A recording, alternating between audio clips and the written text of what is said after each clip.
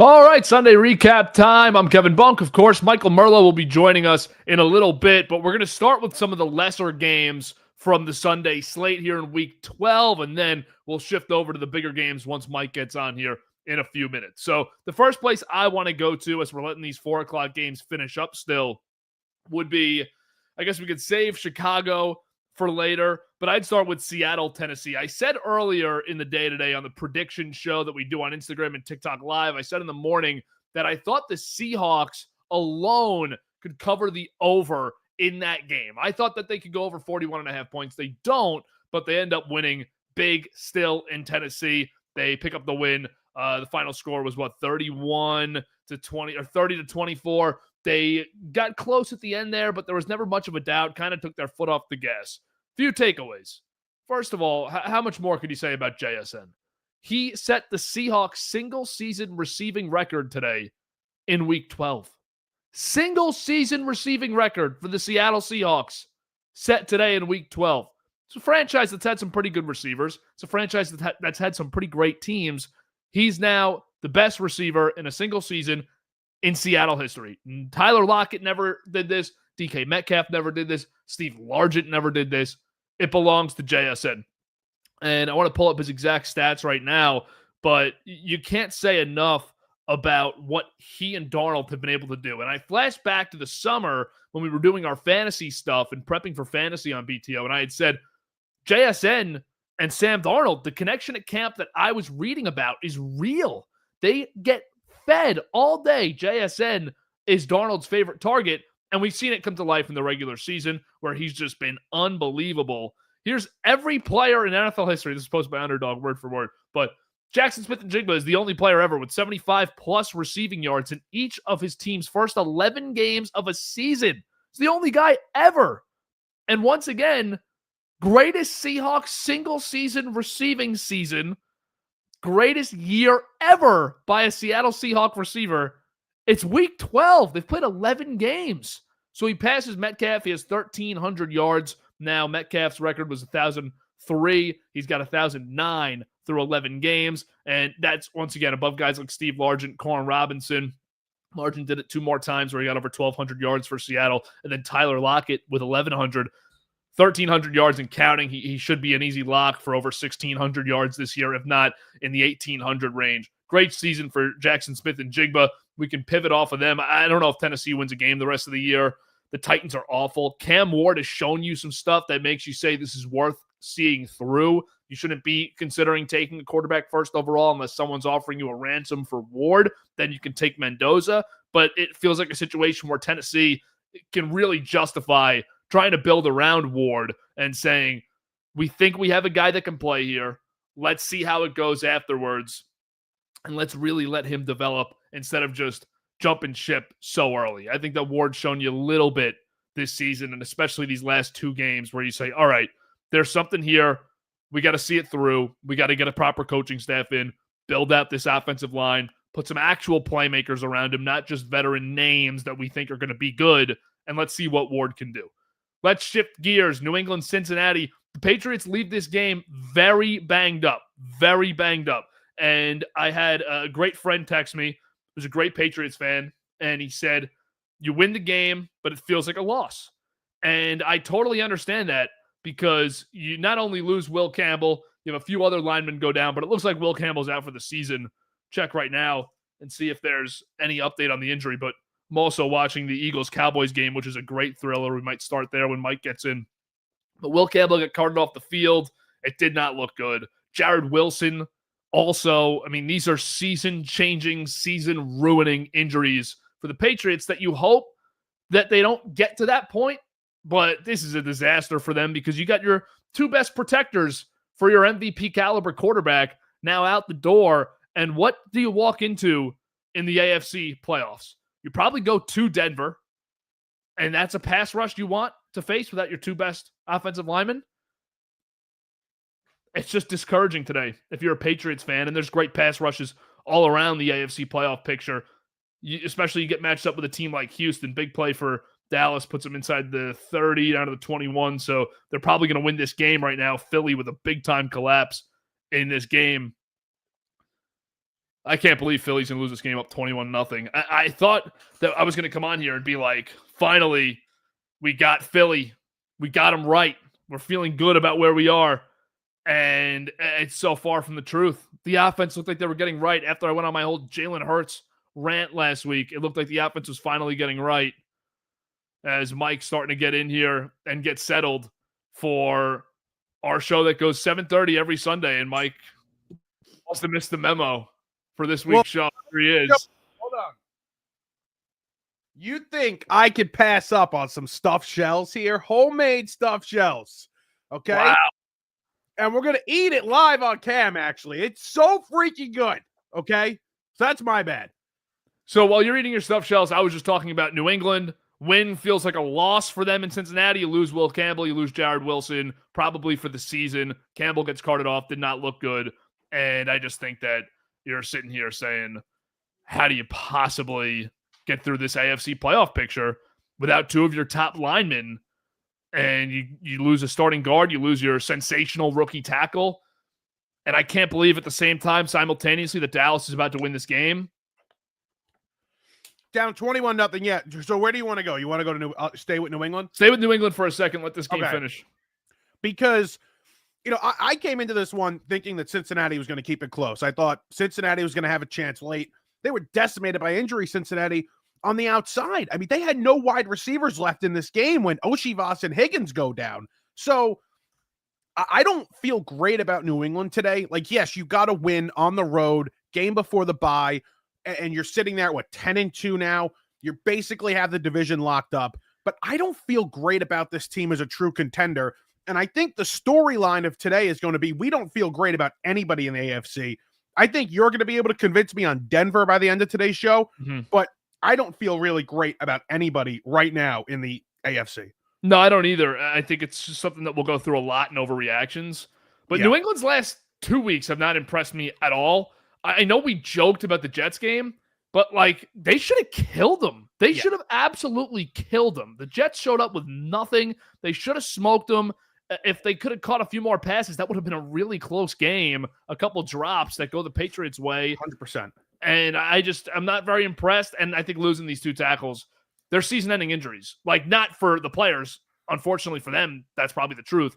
But for the Patriots, you feel like you're walking into a playoff picture that probably definitely will see Denver. You'll definitely see a good interior against the Colts. You'll definitely see good interiors, whether it's Buffalo or Kansas City. Right. And Baltimore will bring a decent pass rush, not great. But what if Houston gets in? These are teams that you just cannot move the ball against now because you probably couldn't before this because nobody can. And now you lose these guys and you're just totally discouraged. No, 100%. Not feeling good about New England's chances right now to at least come out of the AFC. Again, there's two teams that I think I would choose over New England right now to win the AFC. Okay, we'll get to that later on. But what about the Bengals here? Do you rush Burrow back at all or no? Nah, I don't know how you can. Again, you're sitting at what? You're 3-8. There's no chance of a playoff push. That last team's probably going to win about 10 games to get in. You're basically eliminated from the postseason. Now, I don't know if you want to just bring him back so he feels good heading into next season. But right now, I think it's just a smart play not to bring him back. It's a serious injury. Let's just rest him. Yeah, absolutely. So Dallas, I'm a little delayed. I'm streaming it on a cable. So they're going to take a knee right here and then set up Aubrey, who missed the kick earlier. So how long? This is a close kick, though. This is going to be, what, 30? 40 yards? Okay. So Philly's have to block this. Yeah, Philly's going to have to block it, which they have so far this year. They've done it. They're good at that. Did it against the Red Goo for the win. Jordan Davis, touchdown return, iced that game. But Aubrey's coming out now. I don't know if you're a little bit ahead of me or not. I don't actually even have it on. I just rushed into the room. So we'll just go into this game and start with it anyways. I had been sitting here in the first half after my Hurts defense last week that I did. Yeah. And said, this is the week now that we're going to say, I know the Dallas defense stinks, but this is the week where we're going to sit here and be like, okay, Philly's figuring it out right now.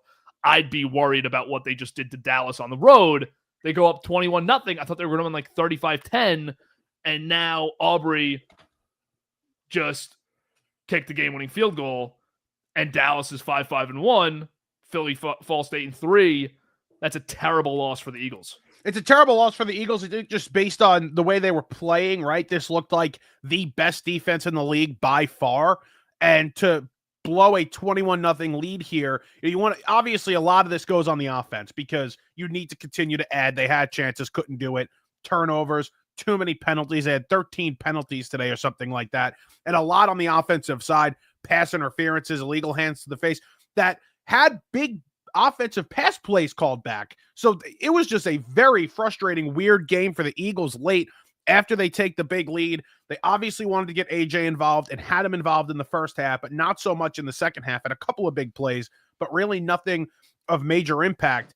This is a really bad loss for Philadelphia. Now, again, I'm not questioning how I feel about Philadelphia heading into this postseason. I still think they're one of the 3 teams in the NFC, but you don't feel great about this, especially with the way this started. I mean, how frustrating is this one? Oh, this is really bad. This is and all the frustrations that Eagles fans have had, it's going to boil over. WIP is a must listen. Oh, I got that. Tonight, tomorrow morning, that's a must listen. My Amazon machine over there will be playing that nonstop the next 24 hours. Oh, man. And obviously, WFAN for Brandon Nimmo, the story of the day in the world of sports. Your guy. No, not my guy. I think this was such a fun Dak game, too. Slow start early. Yeah. I love Dak Prescott, man. I watch him, and I have fun watching him, and he's one of the few quarterbacks left that I really enjoy. Just watch sling it. And I think they don't run a lot of simple stuff that the rest of the teams are running that make the quarterback position boring. It's not a lot of manufactured touches. He's throwing the ball downfield. Pickens is unbelievable, too. Yeah. I mean, George Pickens, the Steelers letting him walk out, it shows more about just the Steelers being broken because you swap Metcalf for Pickens, and now George Pickens is having this year in Dallas. That's just absurd. 9 for 146 on a touchdown against the best defense in the NFL. And he just makes anything that's in the catch radius, it's Pickens' ball. And he's getting it. Is he a must re-sign for them? He's a must re-sign, but he's going to be a lot of teams must sign. I think this is a franchise tag, probably. Okay. Maybe an extension later, because how can Jerry lose him? Well, how could you lose him? But at the same time, like, what are we building towards here? What does it look like heading into the offseason? This offense, they were looking for that guy for so long to go next to Mr. CeeDee Lamb. And they finally have found that guy, it looks like. But I don't know how trustworthy he is. You know, he's a little bit of a head case on the field, too. But you're going to commit over $100 million to this guy in the offseason. I don't know how I feel about that. But in terms of just his play, he deserves it. And it's interesting with the thing in Vegas, how much do they actually value or think about his character in the building? Because we don't actually know. I mean, you could produce a lot on the field, but Schottenheimer could be saying behind the scenes to Jerry, this guy's a headache. Like, I'm having a lot of trouble dealing with him. They also play, I mean, going back to this game, Dallas plays these NFC opponents. I mean, they put the stat on the screen before the game started. They are so good at home against NFC East opponents, including Philadelphia. So even in the middle of Philadelphia's great runs here that they've had, Dallas beats them no matter what. And yeah, Dallas had those 12-win Mike McCarthy teams that were nothing to just look away at, but they beat Philly in Dallas a lot. Dallas is good. I didn't think they were Dallas good. Game. Dallas is good. Are they going to make the playoffs? There's no chance they make the playoffs. It's not. I don't think you could. It's totally out of the question because we could segue into the next game and kind of do a 2-for-1 here. Lions don't look great. They won today, but if that's the team you're competing for the last wild card spot with, Dallas has a chance. And Thanksgiving is going to play a big role into it for both of these teams. Thanksgiving is going to be big. They're 5-5. You know, I think we both assume the Panthers are going to lose tomorrow night to the 49ers. I feel like the 49ers with the schedule are basically a lock to get in. 49ers going to get in. Seattle's a lock to get in. I mean, who's going to miss the playoffs? Like, one of Detroit or Green Bay is going to miss the playoffs. No? With the way I think right now it feels like Detroit, but listen, man, the Bears are not a lock here. No. The Bears are 8-3, but they're at Philly next week, loss. At Green Bay the week after, loss. Home against Cleveland, give them the win. That's 9 wins. Green Bay, it might be a loss. At San Fran, home against Detroit, that might be a 9-win season for Chicago. You know what? That's a good point. So now you're going to have one of those teams jump in, but you're still with Dallas competing against a San Francisco team that has a very light schedule to end the year. Yeah, absolutely. And as much as I love the Bears, the playoffs, this is just not a lock at all. It's right in front of them both ways. It's right in front of them to completely choke it with the rest of their schedule and lose 5 of their last 6. But it's also right in front of them to take care of 2 or 3 of these games, aside from the Cleveland game that they're supposed to win, and actually get into the playoffs under your own power. Don't let anyone else control it. They're probably not going to win the division, but they could very easily still sneak into one of those wild card spots, which is why I look at Dallas and say there's no chance. There's no chance Dallas can pass one of these teams.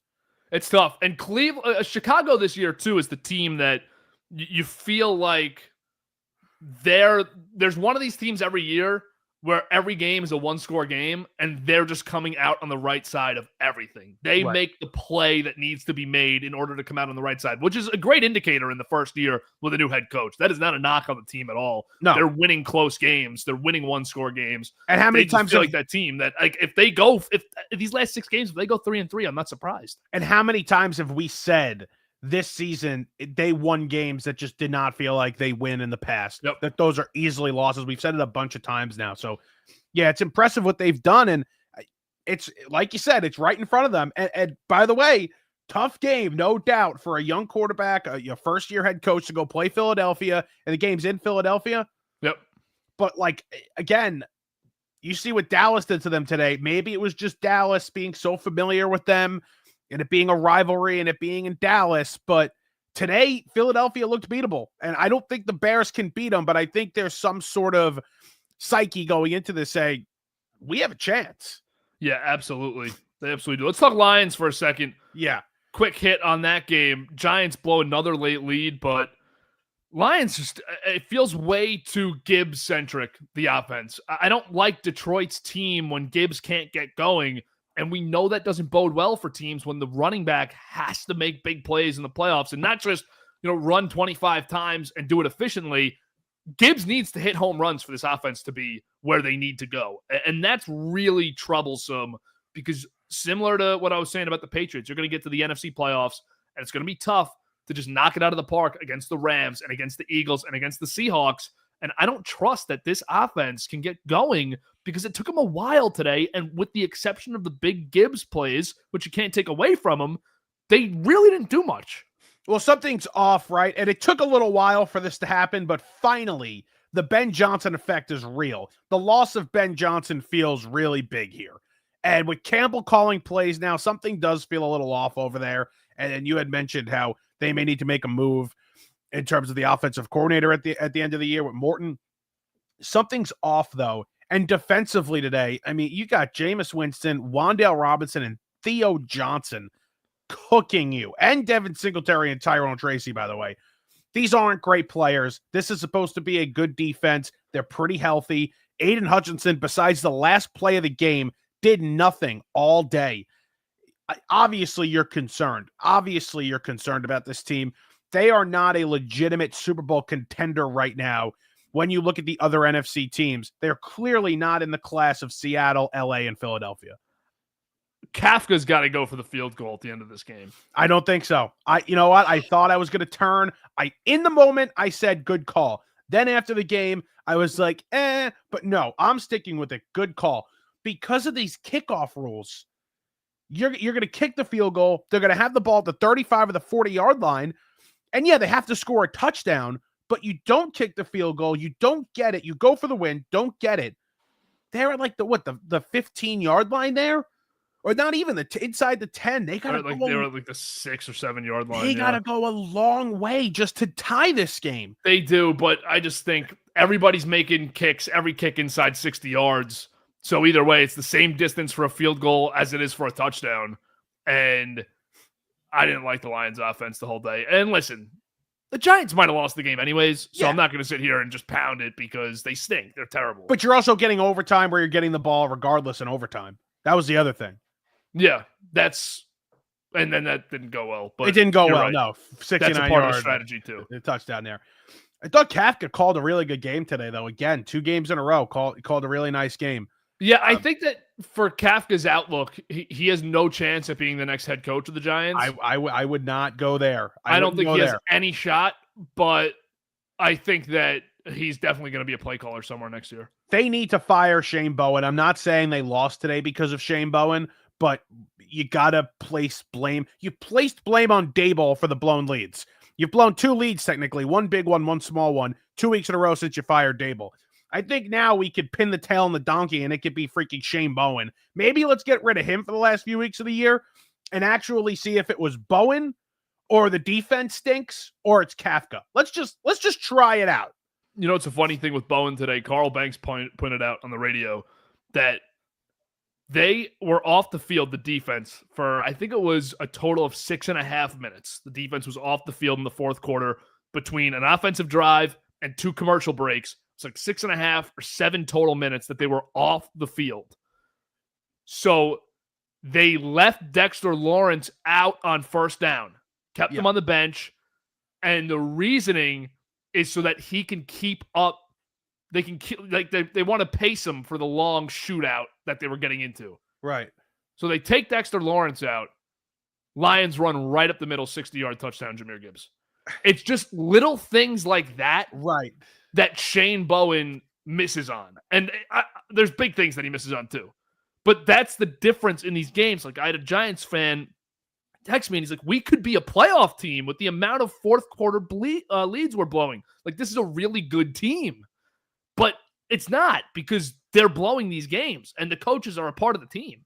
Good teams don't blow these games. And if they were to win those games, yes, what is that? 5 wins now. You're sitting at 7 wins. You're a playoff team. Your friend's not entirely wrong. It's incredibly frustrating. And like today was like one of those where it was just kind of like a laugher, you know, because I'm out of it. I don't care. The Bronco game hurt. You know, that one really hurt. But like this one doesn't even hurt. It's just kind of a laugher. But I think Kafka's doing a decent job. You don't think he has a chance. I think he may have a chance. I think he's shot. I'm not saying he's going to be the next head coach of the New York Giants. I'm just saying I think he's going to have a real shot. He's going to get one interview, I think, and just get written off. I think they like Kafka. I think they like him, but not enough to make him the next head coach. We'll see. Because how many games do they win the rest of the year? They'll Not probably many. win 2 more. 2 more. 2 of their last 5, I think they'll win. You get home against New England. You're at New England next week. Play Washington. They're terrible. And you play the Vikings, Raiders, Cowboys. You're probably winning 2 games the rest of the way. It's not good. It's not what you want. I don't know if 2-7 gets, or 2-5, 2-6, whatever it is, gets Kafka a job next year. We'll see. Stay in the NFC North for a second. Sure. Packers, Vikings. JJ McCarthy sucks. Yeah, I'm fine with giving him time to develop, but he stinks right now. He's terrible. I got to save my JJ stuff for the overreactions. Let's go Packers here. The defense is good. Like, we know the defense is really good, but Love doesn't play great. The running back Wilson steps in for Jacobs. I don't really have much on the Packers here other than I'm still not really impressed by them. And I don't consider that, like, I don't love Detroit right now. And I still think Detroit is probably better than Green Bay. Obviously, we're going to find that out in Detroit this week. Yeah. How big is Thursday's game for NFC title opinions? It is massive. And if it's a good game and one of these teams comes out and just pulls it out at the end, or it's a blowout, we're really going to have great conversations about the direction of the NFC heading into the postseason. But I don't love Green Bay. I'm not impressed. And again, I'll say my Viking stuff for my overreactions. Yeah, I want to just bring this up. I thought about this today and thought it was fascinating. Who are the 2 coaches that we see and say those are the quarterback whisperers that anyone goes in the offense and they're great? I'd say Shanahan is 1 and McVay is 2. Not in any order, just those 2 right now. So I'm going to say Shanahan and O'Connell, just because the reason is McVay, I feel like he had the little thing with Mayfield, but it's just been Stafford and Goff, basically. Okay. For McVay. So let's just say Shanahan and O'Connell, and McVay's obviously right there, but like maybe O'Connell's 3 in that. And they've shown us so many times with Kirk Cousins, even with Josh Dobbs in Minnesota, with Darnold, and then obviously Mac Jones and so on and so forth in San Fran. The times that Shanahan and O'Connell have actually drafted a quarterback are the 2 guys that cannot play for them. That's a great point. Like, Lance was unplayable, and McCarthy is the worst quarterback in the NFL. It's a great point. But they cycle through all these busts in free agency. And they do so much better than the actual guy they handpicked to be their franchise quarterback. All right, so we just need to make a swap this offseason. Mac Jones has got to get out to Minnesota, play in the Dome, and you got to get JJ out to San Fran. Let him be the backup for a year or two, and JJ will resurface in a few years. Crazy. Yeah, we'll save the rest for overreactions. Yeah, definitely. Though. I got some good stuff on that game. What do we have to hit next here? What'd you think of the SHEDEUR debut? Gets the win over the Vegas Raiders. That throw was unbelievable. That throw was sick. That throw was. I was like, I watched that twice, and I was like, were we wrong? Was the entire world wrong? Was Josina right? No, she's not. The Raiders, I also have to say for my overreactions, but god damn. I mean, that defense for Cleveland is great. Myles Garrett is easily going to break the sack record here. Just an unbelievable season from one of the best defensive players of all time. And that's not crazy. You really hit on it last week, but we're going to go down when he's done and say this is one of the three greats ever. And it's a good win. It's a good win for Stefanski, who I think has to stay. I think he has to see the next quarterback through, whoever that guy is, whoever they draft. Might be. It's not. Come on. It's not. SHEDEUR did enough, though, today to start next week. And I think for the rest of the season. You have to, because I think we've seen enough of Dylan Gabriel, right? Like we're good off Dylan Gabriel here. Yeah, Dylan Gabriel's development might be backup quarterback. He might be one of those day 2 picks that turns into a competent backup, but which people thought, by the way, when they drafted him. But let's see what SHEDEUR's got the rest of the year. I'm good with that. I definitely good with that. But this Raider team is they're so God. Good. And I mean, they have these guys. Like, I don't think anyone's mismanaging their talent more than the Raiders. And this includes their offseason practice and just everything that went into building this team. Because Brock Bowers and Ashton Genty and anyone with a semblance of talent that we thought this team had coming into the season are being misused. It's incredible. And like their offensive line is one of the worst one of the worst in the league, one of the worst you'll see. That's my favorite meaningless storyline that will not make headlines this offseason is will Pete Carroll fire his son, who's the offensive line coach. You got to make that a thing. You should make that a thing. Because, I mean, you have to. You just have to. But you drafted, and you know how much I hate drafting running backs. I mean, you know it. And you drafted a running back with the 6th overall pick with all of these issues, and you don't have an offensive line. Yeah. What did you think was going to happen this season? I don't know. They're so bad. But yeah, good for SHEDEUR. Build the confidence. I'm happy for SHEDEUR. I'm happy he went in and got a win, because as much as we like to act like he's out of touch and he's living in this bubble because he's from the wealthy family with the NFL dad and that he's been, silver spoon his whole life. I think that he's got to be feeling it. He's a human. He's got to be feeling it this whole year about how much crap he's gotten and the embarrassment of draft night. Good for him to get a win today. He's first Browns quarterback to start for Cleveland in their NFL debut and get a win in like 18 quarterbacks to do it. The only issue I have with him is like before the game, talking to reporters, I'm the guy the Browns fans, have been I always liked for. That about him, but now it's probably not going to be matched by his play, which is where it becomes problematic. That's the problem. Prove something. And listen, he goes out and he wins the game, but go prove it to everybody before you start talking like that. And by the way, good for Dion. Big rivalry game next week. He's in Vegas watching his son. That's all I'm going to say. Real quick hit. Jags beat Cardinals in Arizona. I love the Cardinals. I said it on today's picks. I thought that they were going to win outright. Absolutely thought that they were going to win this game at home. They lose in overtime, 27-24. Brissett, another productive day offensively for them. I just can't get there with Jacksonville. They're going to be in the playoffs. Their schedule's so easy. I think they take care of it. Lawrence threw another terrible interception today. But one of them, did you see the one to the linebacker that Liam Cohen was like, what the hell are you doing? I mean, there's one of those a week. And the tweet from a few weeks ago from that Chiefs Monday night game that went viral was so true when whoever it was said, when Trevor Lawrence is your quarterback, neither team is ever out of the game. That's just, now I think about that every time I watch him. That's a real good one. They're probably going to make the playoffs, right? I mean, who are they going to make it over though? I feel like Kansas City's going to make the playoffs. I'm going to stand on my ground from this whole past week. The Chiefs are going to jump the Chargers. Okay, right. Okay. And all everybody else, because the Ravens are in first now. So everybody else, the rest of the line in the AFC, I think, makes it. But the Chiefs jump the Chargers. Okay. The Ravens are obviously going to win the division. That's a lock. Yeah, okay. They're probably going to make the playoffs. That stinks, though. I'd rather see Herbert in there again. But I'd rather see Herbert, but this team might be better. I mean, they are better. They just absolutely blew the doors off. They did blow the doors off of them. I'd rather see Houston. That defense, man. That defense is... I'd rather watch that Houston defense. Which defense is better, Philly or Houston right now? Gun to your Houston. head. Houston. Yeah, Houston. I don't know. That defense They're losing the time of possession battle this year, so they're on the field more than the offense. I think, and Philly, that's not the case. So I'm taking Houston there.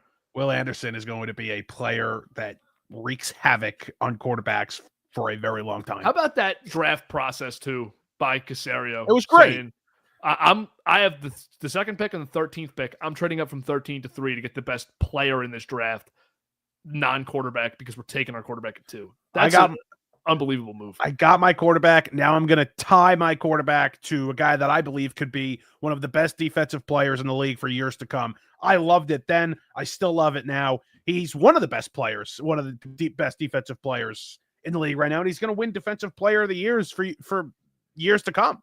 But that's one of those scenarios where fans always say, do you want the quarterback or just get the best player available, because the quarterbacks are always over-drafted? And he just said, I'm getting both. Yeah. I'm just going to go get both, and that's going to be it. And I'm not going to lose sleep over it. Next game. So we just hit Jags, Cards. You hit Colts, Chiefs? No, I didn't. I was saving that. So let's hit Colts, Chiefs here. We're going to skip Atlanta, New Orleans. Don't want to talk about it. I don't need to talk about Jets, Ravens. I have a little bit in overreactions, so we'll go there in overreactions. Colts, Chiefs. Colts blow the lead, up 20-9 in this game with, I think, 9 minutes to go. They're up 20-9, and Kansas City wins it in overtime, 23-20. Colts got the ball, obviously, first in overtime. Everybody touches it now, but Colts got it, didn't do anything with it. This was a closer game than I thought it would be. I never thought the Colts would get out to the lead like this. I'm worried about Kansas City still. It did not turn me on to them that they won this game. But Colts, bad loss, trying to shock the world, and everybody was on the Chiefs this week, and they could not change our minds. Had a chance, lost coin on the Chiefs today. Got screwed by 1.5 there. Needed them to score a touchdown in the end. It hurts for the Colts, but at the same time, this Chiefs defense, when they needed to late, stepped up big. We know the game plan. If you want to beat Indianapolis, you got to shut down Jonathan Taylor. And they did a great job against Taylor today. And that's the difference in the ball game. If you let Taylor get going, and he's breaking big runs and he's scoring touchdowns, you're not going to win the football game. And the Chiefs did a good job there and just stayed alive, stayed in the game late. And I know they haven't been great in these close games this season, but when you have an inexperienced quarterback on the other side like Daniel Jones, and you know he has to throw the ball to win, you feel great about your chances if you're Kansas City late in the football game in a close one, even if you're down a little bit, to make that comeback, and they're able to do it. This was big, though, because if they lost this game, they were probably missing the playoffs. Big win for the take the points crowd, too. Harrison Butker, big day, and Reed was fine. Probably exactly what you just said, knowing what was on the other side of the field, just chipping away, take your points. He ends up contributing 15 of their 23 points. For the Chiefs, where did it go wrong offensively that we went away from we have the best quarterback ever, because that's how it felt in 2019. Right. And we're just going to put up 45, 50 receiving, passing touchdowns a year, and we're going to just have this great air raid offense. And even Mahomes himself, when he has an opportunity to throw, made some big throws today. I think he's the best quarterback in the world, don't get me wrong, but it's just weird in the regular season. They have like no urgency in their passing game at all. He wasn't great today. No, he wasn't. Passer rating was in the 70s. Rice had a big day. But I agree with you. I don't think they have that massive, deep threat right now that you fully trust. And then when you have Kelsey playing listen, Kelsey's not awful, but he's certainly not the same player that he was. And that safety blanket for when Mahomes really wants to go deep now needs to check down. Oh, there's Kelsey's wide open in the middle of the field. It happens from time to time, but Kelsey's just not the same player. It's the personnel around him. They haven't, really upgraded that receiver room. Rice again is a number one. It was a number one wide receiver, but they need a little bit more help there, especially that deep threat, because Worthy and Brown aren't doing it. All right, I'm going to say this with no basis. Like, I don't have a film catalog of this point being proven, but even Mahomes, when he has guys deep, it feels like it's more often than not the off-platform wrist flick, and this is in the regular season. Yeah. The off-platform wrist flick, and he just airmails it. I feel like he is an underwhelming regular season quarterback. You got to go look at numbers in film to prove that. Yeah, exactly. I can't give you a definitive answer. I still think he's one of the two best in the league. I think he's the best. Romo said it today, and I hate Tony Romo. Sucks. Absolutely sucks on the broadcast. His decline is unbelievable. No, he never was good. This was my hot take. I got shredded for this. 2020, 2021. I always said, this is the most overrated thing I've ever heard. TV's on mute when Tony Romo's on. Poor Jim Nantz. I love Phil Simms, too. I'm a big Phil Simms guy. Replaced him. And I just, whatever. I digress. Romo said it today. You need a guy to win a big game for you. You need a guy to win a 2-minute drive in a playoff-type atmosphere. You're still going with Mahomes. Nothing changed over the last few years, and I totally agree with that. Do you want to go to overreactions here? Because I think we'll have a lot. Yeah, let's get to overreactions. All right, you're up first. My first overreaction is that the Raiders have, like you mentioned, not only mismanaged talent, but just mismanaged building a roster. Going to get Geno Smith, may have sounded like a, smart or comfortable move, but even if it was only for 2 years, this is a mess. There's no roster, I think, in the league that is as big of a mess as the Las Vegas Raiders. If they don't completely clean house after this season, they are doing something wrong. And I tested out this point to a friend. They said, well, this is what they always do. They just fire people. And this is what happens. This is too big of a mess to not do something about. They need to completely strip this down, keep the small pieces that you have in Bowers and Genty. And obviously, you probably have to trade Crosby. You got to get some capital back to rebuild this team with drafts, especially the 2027 draft. You're probably going to have to trade one of your prized possessions. But this is an absolute mess, dumpster fire. They're one of the worst situations in the entire league, and everybody has to go in Las Vegas. I came into the year thinking about Vegas. They have 3 cornerstones offensively. One of them was Genty. Assuming, and he is a corner. Like, you're building around him no matter what now. You took him at 6. That's what it is.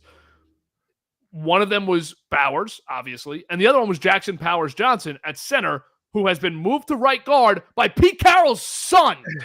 Pete Carroll's son is coaching the offensive line, and they suck. Bad year for the Raiders. I think it's interesting to see how Carroll handles this season. Is he in for this? Because this is a full, by the time that perceived 3-year window, which he got contractually from them, is up, that's when this team is probably competent if you keep him. Is it worth this grind for you, or are you looking at another option here to finish out your career? It's an interesting situation for the oldest coach in the league. How does he has to look at this and know this is going to be at least 3 or 4 more years before they're competing. They came into the season thinking they were going to win 7 or 8 games. I did too. Like, I saw the vision. They thought Geno was the Seattle Geno from year 1. They thought that they'd be able to piece that together with the receivers, with Jacoby Myers, with Trey Tucker they were high on before the season. They thought that they were going to be able to really turn this into a good offensive team with some playmakers on defense. And you never saw it, and that's fair too, because I could see that vision too, but you never saw this. Well, because I've seen it. I've seen teams try and do exactly this. My team tried to do this. So I know how this goes. But you've never seen, you didn't see this coming. Like, they are that bad to where I don't think anybody who thought they were going to be bad could have predicted this level of incompetence. I never saw them winning more than 5 games. Titans play the Jaguars Titans play the Raiders at a neutral site. Who's the favorite? What's the line? The Raiders are probably minus 1.5, 2.5, and that's only because the Titans have a rookie quarterback. If the Titans didn't have a rookie quarterback, they'd be favored in the game. All right, that's fair. I'm going to go to my first overreaction. I mean, here. Geno Smith is, it is like, how is he this bad? It wasn't even a terrible Geno game today, too, and they still had no chance against the Browns. It's embarrassing. My first overreaction, the Lions are not a contender. And I think after a win today, it's worthy of the overreaction, but 7-4 now is the record through 11 games. I did not like what I saw, and they've fallen short in the playoffs the last few years with teams that feel a lot more dominant, fluid than this one. Maybe their best football is ahead of them. I don't think so. But with the situation at offensive coordinator, with the inconsistencies offensively with them, and overall as a team week to week, their defense looked terrible today. I don't think that this Detroit team can go into the postseason. And I don't think they'd beat any other team in the playoff picture right now.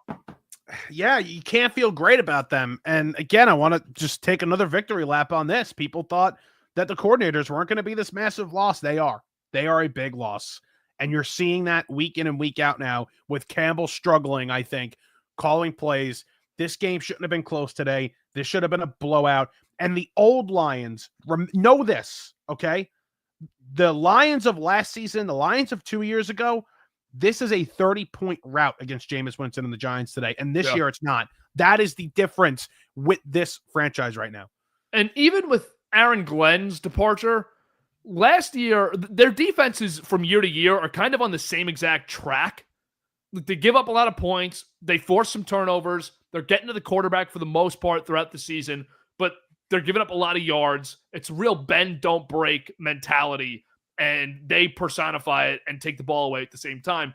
But Glenn last year had this defense the same rate of success with 18 players on the IR. Right.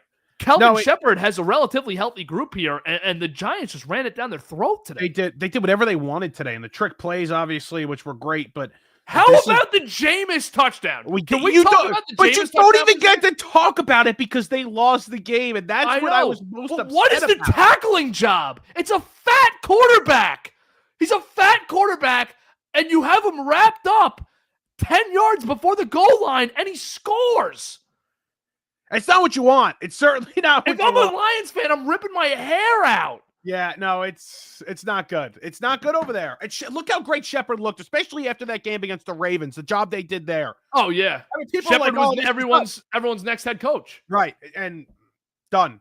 All right, your next overreaction. My next overreaction. We got a great game that we got to get to right now. My next overreaction is that I understand Kevin O'Connell and what he said about quarterbacks that get drafted. It's not the quarterback failing the team. It's the team failing the quarterback. How is this team, this roster, this coach failing this quarterback? They have a decent offensive line, banged up, but a good offensive line, really good weapons, maybe a little overrated, but good weapons and a decent defense. And this is not the worst situation in the world for a young quarterback to come into. You know what the issue is? J.J. McCarthy never proved himself. J.J. McCarthy was carried in college. He was not this great college quarterback. And I think Kevin O'Connell, who I love and adore, got a little too cocky here and said, I could do this. I could get this guy right and make him a franchise quarterback. He's never proven it anywhere. He's not that great of a player. Wasn't that great of a prospect. And I'm fully out on JJ. I think they have to go make a move next year for a Mac Jones. I think JJ may just be a backup. Out.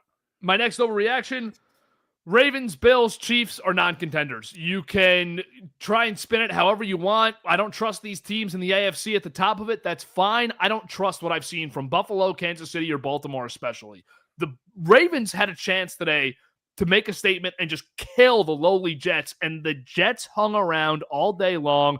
They had to make the mistakes that allowed the Ravens to win that game. A couple flags. Overall, not excited about what I've seen from any of the phases of the Bills, Chiefs, or Ravens. I don't think they have a dominant unit in any phase compared to what Denver's offering defensively or what Indianapolis has offered offensively this year. Once again, the only team in the league that scored 20-plus points a game. What New England's offered on both sides of the ball this season. I don't think that Kansas City, Buffalo, or Baltimore have a unit with that pedigree, and I think all three phases right now are just so average, and they're just finding ways to win enough games because they're still good. But when it comes to playoff contention, I don't see any of these three teams playing in the Super Bowl. Look at that. One more for me. Yep. Mike Tomlin should leave on his own this offseason. In one of our first Sunday recaps ever, I said that. It was 2 or 3 years ago. And I'm going to stand by it now. Let's go get a fresh start somewhere with a real quarterback and a real situation and a front office that knows how to build a team in the modern era of football. Because I don't think this Steeler team is ever going to get out of the mud here. And I'm not saying Mike Tomlin is not the problem, but he's also like not the solution. I think he needs to go somewhere where there's already a general manager in place that knows what he's doing. Let's get a quarterback and let's start over for Mike Tomlin, because eventually his legacy is going to get hurt just being mid every season, and he's not going to make the playoffs this year, and he may not go over 500. Yeah, I think the Steelers are just broken. Offensively, they're completely broken. The faces change. The results stay the same in Pittsburgh, and that might be partially Tomlin too, but he should look for a new start. And I know that you're trying to manifest this so that you can get him on the sidelines at MetLife next year. I don't even know if I want wearing the blue and red Giants colors. You're manifesting it. My last overreaction, Bears are going to win the NFC North. I know that we touched on them a little bit earlier, and I completely contradicted this, but I'm going to wrap up the show by saying Bears are going to win the NFC North because it's an overreaction segment, and I'll come to terms with reality tomorrow because, once again, Chicago is just the team that's winning every one-score game this year, and I think that they'll probably steal a few games on the schedule when I wrote down that overreaction. Sunday Night Football picks. I'll take the Rams here, but I don't think it's a blowout. I think the Bucs are going to be in it late. I think the Bucs pull off the upset tonight. I think that we've seen already Philly go down. I think the Rams might be due, and they've been kind of towing the line the last few weeks of close games and potentially letting teams in. So I'm going to take the Bucs tonight to try and get a win. But I love some Rams football, so I'm excited to watch it. And I love watching Baker. Super pumped. This is a great game. That's a wrap on the Week 12 recap. 2 big episodes of baseball coming out Tuesday and Wednesday. Yankees offseason breakdown and Mets offseason breakdown. Big trade Nimmo today to the Rangers for Marcus Semien that kicks off the hot stove on the Mets offseason. We'll have both for you this week. Appreciate you watching. We'll be back next Sunday at 7:30. As always, enjoy your Thanksgiving. We'll do some shows before Thanksgiving, and then we'll catch you next Sunday again in order to break down Week 13 in the NFL. Season's flying by. Thanks for sticking with us throughout so far.